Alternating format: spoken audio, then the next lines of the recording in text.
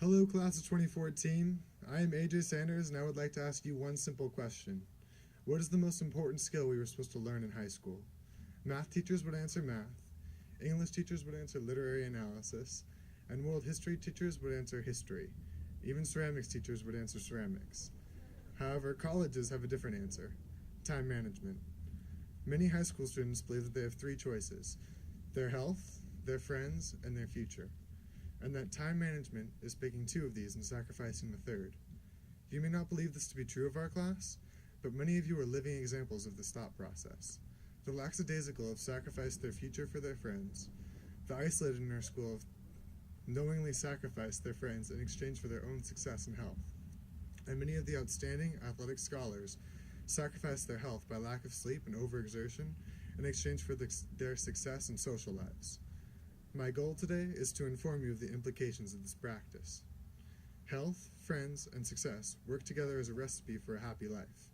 In the same way you can't grow a tree missing light, air, or water, you can't live a long, happy life missing one of these three requirements. Those who neglect their health die young. Those who neglect their friends tend to grow depressive and unhappy, and those who neglect their future eventually regret it and lose both longevity and happiness. You know that there are people who practice all three choices, or our own Nate Caslin, who will speak to you soon.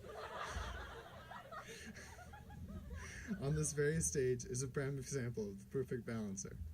It may be hard to achieve the balancing act, but I believe that the pursuit of a better life is a defining characteristic for all organisms, and as such, this balancing act should be a goal, even if it stands unattainable. We're at a crossroads now, a point in our lives with decades in front of us, and the power to shape how we spend those decades lies in the decisions we make in the next few years. Learning how to distribute time now will help all of us make time for what's important in our futures. Though we cannot create time, we can make time for things that are important to us, and I would just encourage all of you to think of the future when deciding what those important things are. And finally, I would like to make one last thing clear about today. The tragedy of graduation is the loss of the class of 2014. Not the loss of any individual friendships, but the loss of our group.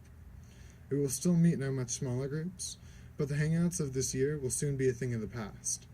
Those who gathered in close groups like my own water polo team, and groups with names like Fierce 5 and Spicy 7, will never be in groups larger than 3.